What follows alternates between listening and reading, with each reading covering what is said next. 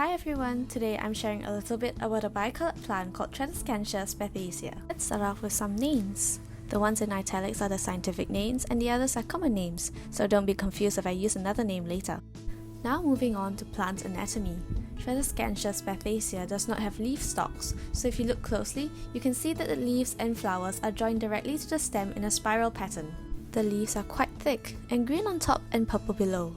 Those strange purple things are bracts, which are modified leaves that protect the small white flowers within.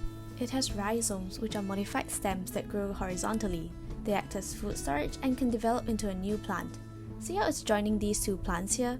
This also is a reason why these plants can be invasive, as it's harder to remove them from the soil.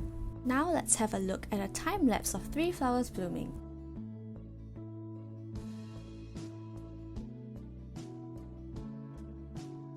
The flower on the right starts opening at around 9 AM and they are all fully open by around 11 AM.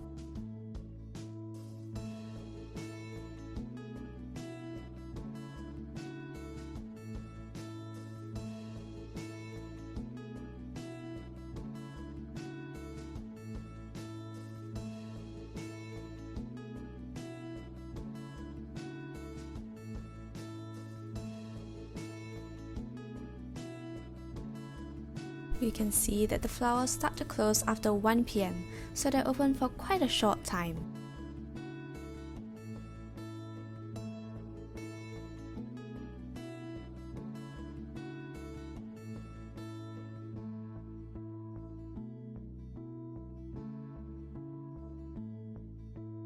Tradescantia spathacea is pollinated by insects, so let's have a look at some footage of insects interacting with the plant. First up is a bee flying away from a flower.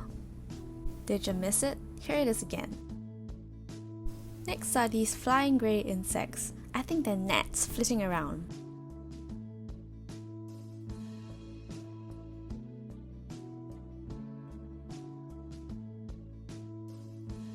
This is the coolest one.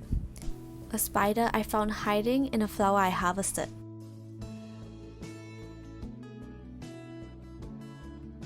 I couldn't identify the species, but its legs are quite short and it moves pretty quickly. I couldn't bring it home, so I placed it near a leaf and it scuttled out of the flower and away, although it did take a while for it to leave.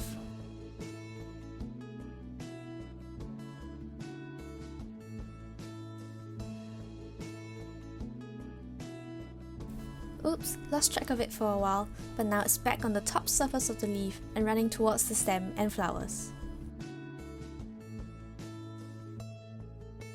Now for something fun. I'll show you guys an easy recipe that makes use of the oyster plant for a traditional cooling drink. Starting with ingredients. In this recipe, you will need 5 to 6 oyster plant leaves. Do make sure that they're clean of dirt and be careful when handling, as the sap can cause itchiness and redness, so don't forget to wash your hands after. Next, pandan leaves. Wash about 6 to 7 pandan leaves and tie them in a knot, so it'll be easier to remove them later. Then, some rock sugar for sweetness. I used 5 pieces and it was barely sweet, so you may want to add more depending on your taste. Next, half a cup of barley. I used pearl barley and rinsed it before adding it. And of course, it wouldn't be tea without water. I guess it's not real tea since there are no tea leaves, but you get what I mean. I used about a litre of water. Moving on to the method. First, cut the Tradescantia leaves into smaller chunks, about 5 cm lengths will do. Then, it's time to add everything you prepared into the pot. To recap, it's real leaves, pandan leaves, rock sugar, and barley.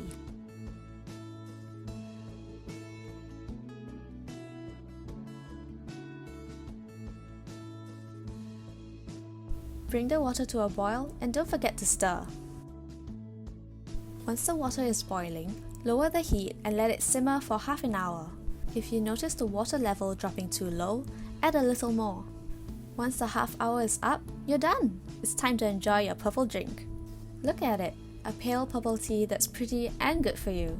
It's good for colds, sore throat and fever. It's also rich in antioxidants.